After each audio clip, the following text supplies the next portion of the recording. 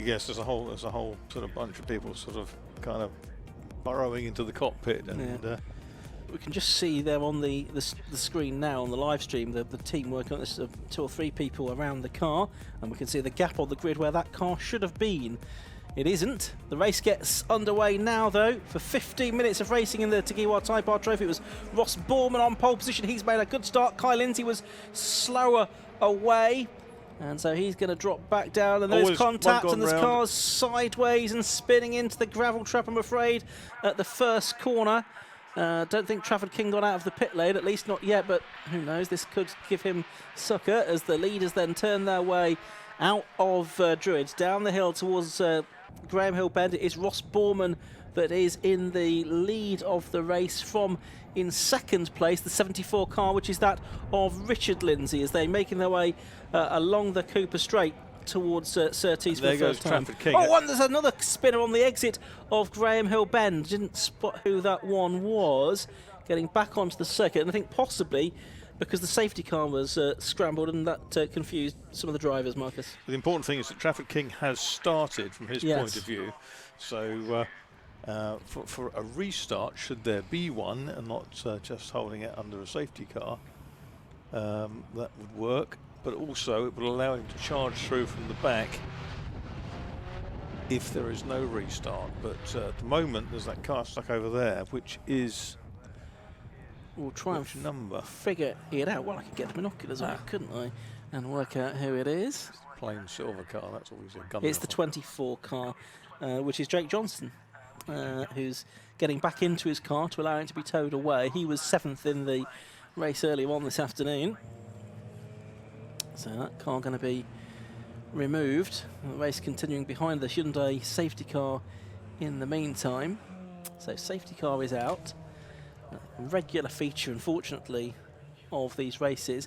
I think possibly there was contact between Jake Johnson and another driver, maybe Dale Wharton, that caused the 24 car to end up in the gravel trap on the first lap. Richard Lindsay made a really good guess away from row 3. And he was right in the mix. He was ahead of Kai as they turned in. Richard Jones is currently 3rd, and Ollie Musgrave 4th, ahead of Kai Lindsay and David Walsh. The car that spun on the back straight, that's Mohammed Ben Larder, of course. He'd started from the back.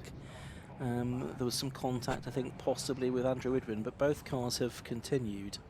I think possibly that was as the safety car was scrambled, and some reacted faster than others, as is sometimes the case. So cars weaving around to get some heat into the tyres. Jordan King is shown at the back. Trafford King. Trafford King, sorry, is shown at the back, 22 seconds away from the leader as they cross the timing line. So there is Trafford King in the turquoise car that we can see just off screen momentarily. Just looking at the recovery, the 24 car of Johnson is now at the foot of the hill, the lowest point of the circuit at Paddock Hill Bend, being pulled along by the snatch vehicle. Just trying to get it to a position of safety before we can restart.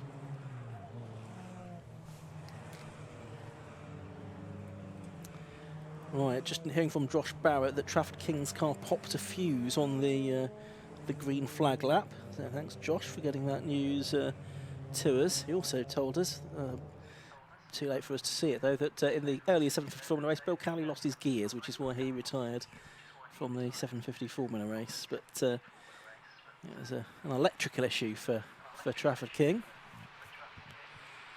He is into the race, so the fact that there is a safety car has certainly counted in his favour.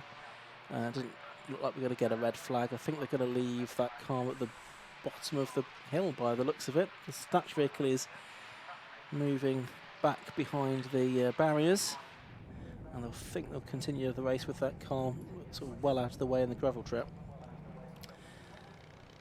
We'll get at least one more lap behind the safety car though while the snatch vehicle moves away, so hopefully we'll have clean racing all the way to the end. What did you spot there, Marcus? There's a car running, silver car running 6th or 7th or something, and he's got damaged splitter on it. There you go, that's the car. That must be the 114 car of Wharton. It's Wharton, isn't and it? that's the car we think made contact with... the right-hand side of the front spoiler is just dragging. Yeah, it touched Jake Johnson's car, we think, so that does make some kind of sense. Just watching that car come past our commentary box. Yeah. Some damage to that. So we started this race with 21 cars after the earlier dramas. We're down to 20 that are circulating. I think we will get a green flag next time because the snatch vehicle is now behind the barriers at Paddock Hill Bend. The car, you can see, is some way off the racing line. Certainly it's right at the edge of the gravel trap up against the barriers. So I think they've decided they'll leave that there and deal with that after the race has been completed. Black and orange flag for number 10. That's Ben Larder for some bodywork coming off. He's seen a black and orange flag earlier, or maybe didn't, as the case may be. Anyway, so it's now Ross Borman that's controlling the pace because the safety car's making its way back to the pit lane. Ross Borman might have done this very often, leading a train of cars around behind the safety car. He had his first win earlier on today. He's got several drivers keen to relieve him of the lead in the remaining 8.5 minutes or so. I think he's of gone, this race. hasn't he? He has decided to leg it. Well, he can. Yes, so he's going to be up to the line to restart the race. He's already pulled a few lengths on Richard Lindsay in second and Richard Jones in third place. A possible change there. David Walsh up the inside of Kai Lindsay there for 5th position into Paddock Hill Bend, and he's made that work, so he's gone 5th. Walsh is someone who made a lot of ground up in the earlier race as well, so don't rule him out of a victory here either. Started from the back of the grid, having failed to take part in yesterday's race for reasons not known. Trafford King decided very wisely not to overtake Andrew Adewine over the line, although he could have done. He hung back. So here they come. Ross Borman leading, Richard Lindsay second, Richard Jones in third. And it's Musgrave in the orangey car with David Walsh behind him. Ex-Hot Hatch racer, had a Clio. And then it's Kai Lindsay in 6th, Joe Dalgarno in 7th. Over the timing line with exactly half of the race to go in terms of time. And it's a 56.951 the first flying lap for Borman, 56.776 the first flying lap for Walsh. So he's the quickest driver out there, as evidenced by making that position up on that lap. Borman it is that continues to lead though. King 18th. Yeah, so he started his steady progress through the field. He's got past the two relations, Millward and Adewine, for 18th place. Top 10 potential, do you think? I would think so. I think that's a possibility.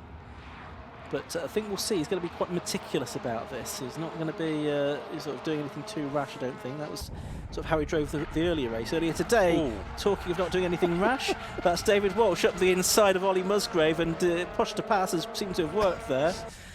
So Walsh has gone through. Musgrave has been slowed by that. So also going through as well is Joe Dalgarno in the 93 car. You've got Dale Wharton just managing to hold off Kai Lindsay as well. But Walsh making his way through rather robustly. King 17th. One more place made up on that lap. Ben Larder is in the pit lane. And that's how he's made up that place. Ben Larder paying heed to that black and orange flag this time. So we've got the battle coming down with Musgrave now ahead of Wharton, 6th and 7th. Wharton carrying more speed out of Graham Hill Bend along Cooper Straight into Surtees with that damage on the front of the car. He's up on the inside. Oh, and off on the grass goes Musgrave. Well, that was all by himself this time. Back onto the circuit, but he's lost a place to Kai Lindsay. And the next car behind him is the 16 car of Adam Huntley, who is the director of the construction company in Bexhill, not too far away, an hour or so away on the south coast. And there's Musgrave trying to get that place back from Lindsay. I think he's just about going to do that as well on the run through Paddock Hill Bend and up towards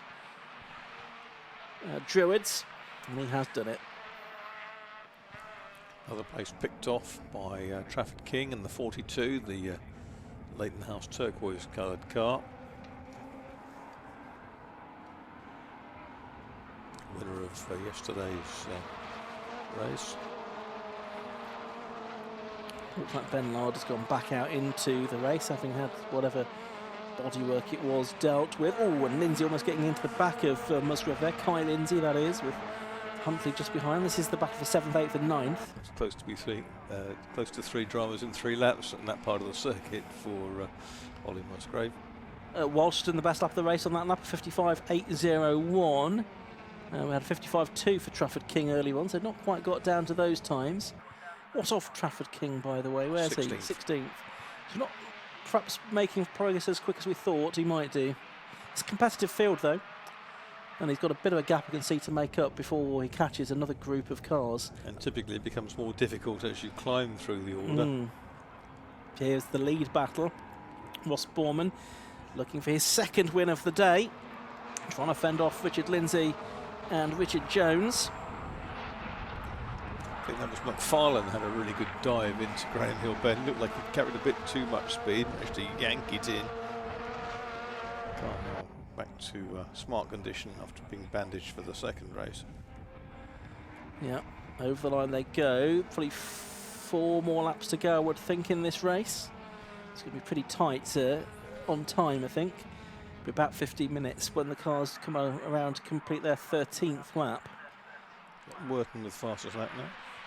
It is a 55.5, so he's taken another few tenths off the previous fastest lap of the race. So it's Borman, Richard Lindsay, and then it's Richard Jones, the first 3. Making their way along, and now Richard Jones is looking either side of Lindsay.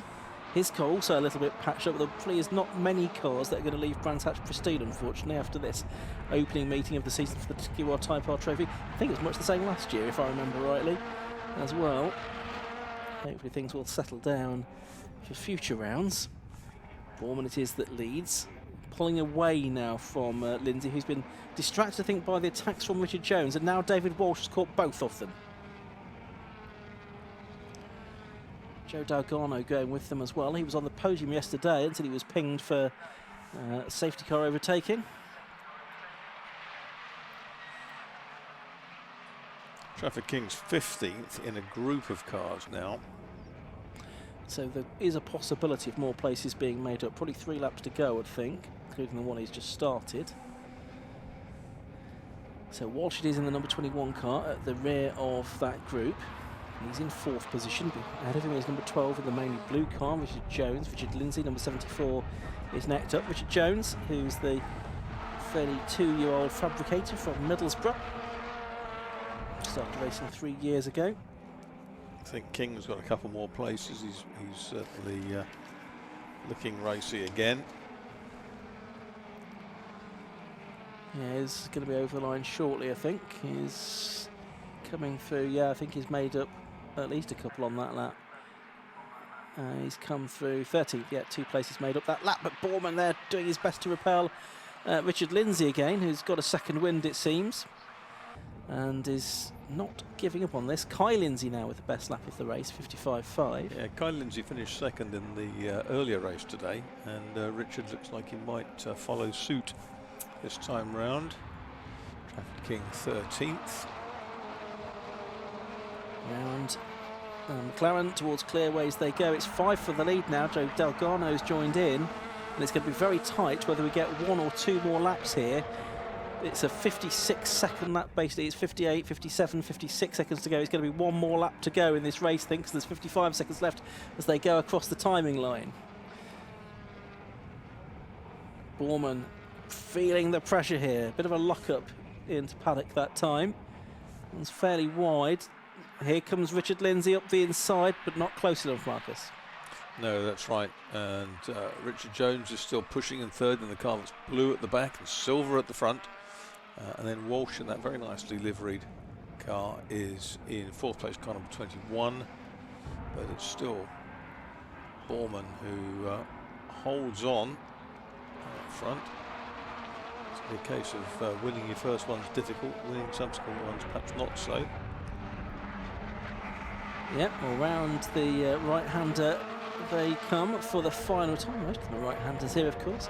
It is going to be Ross Borman then. 15 minutes are up. Checkered flag goes out, and Ross Borman wins for the second time today in the Tegiwa Type R Trophy. It's Richard Lindsay second, Richard Jones third, then David Walsh, Joe Dalgarno fifth, Dale Worton sixth, then Kai Lindsay, Ollie Musgrave, Adam Huntley, and the number 97 car of Jordan Banks. The top 10 covered by only 7.5 seconds at the end of an interrupted 13 laps of racing. Luke Evans was 11th at number 77 and completing the top 12 and picking up useful points there. Trafford King, having started from the pit lane. And it's McFarlane, Cooper, Rickard, Kavanagh, Reynolds, Idwin and Millward. And then I think Ben Larder is going to come through and take the checkered flag as well, having had that visit to the pits. Yeah, so Borman could be leading the points table at this point, could he not? With I think he could 2 well wins and a decent position yesterday. Yeah, no, I think he's been fairly consistent throughout the weekend, more so than anybody else. So, yeah, it's Ross Borman that we think is likely to leave Brands Hatch in the lead of the championship. Have a look at the results if we can. There we go. Ross Borman confirmation of his victory at the end of 13 laps of the Tegiwa Type R Trophy race by 0.427 seconds over number 74 Richard Lindsay in second place. Third place number 12 Richard Jones. Fourth was 21 David Walsh. Fifth number 93 Joe Dalgarno. Sixth was 114 Dale Worton. Seventh was number 374 Kai Lindsay. Eighth was number 19 Ollie Musgrave. Ninth 16 Adam Huntley. And Jordan Banks number 97 rounded out the top 10. And Luke Emmons, Trafford King, Tom McFarlane and Andrew Cooper. And on the next page we've got Lee Rickard, Shay Kavanagh, Jack Reynolds, Andrew Idwine, James Millward and Mohammed Ben Lard. The only non-finisher was the one in the gravel drop on the opening lap, which was the 24 car of Jake Johnson. And the Tegiwa Type R Trophy will continue, like so many championships, at Silverstone next month. So we look forward to that. We've got 2 more races to come here this afternoon. Coming up shortly, we're going to have the 90-minute race for the Gaz Shocks 116 trophy. But now we can go down to the pit lane. Josh Barrett is going to have a word with our top 3 from the Tegiwa Type R Trophy. So we're down in the pit lane after the third round of the Tegiwa Type R Trophy. And Ross, you've been racing with 750 Motor Club for so many years. You've been waiting for a win and got 2 in the same day. Well done. I couldn't ask for anything better. The car is absolutely mega. So yeah, it's one of them kind of waited so long for it, and it's like London buses, they all come at once. But it's not easy, is it? You had so much pressure from so many cars. Yeah, it was really hard, that race, to be fair. Richard held me honest pretty much all race, and it's definitely a tough one, but the car's been absolutely mega all weekend. Couldn't ask for better. It's been spot on, so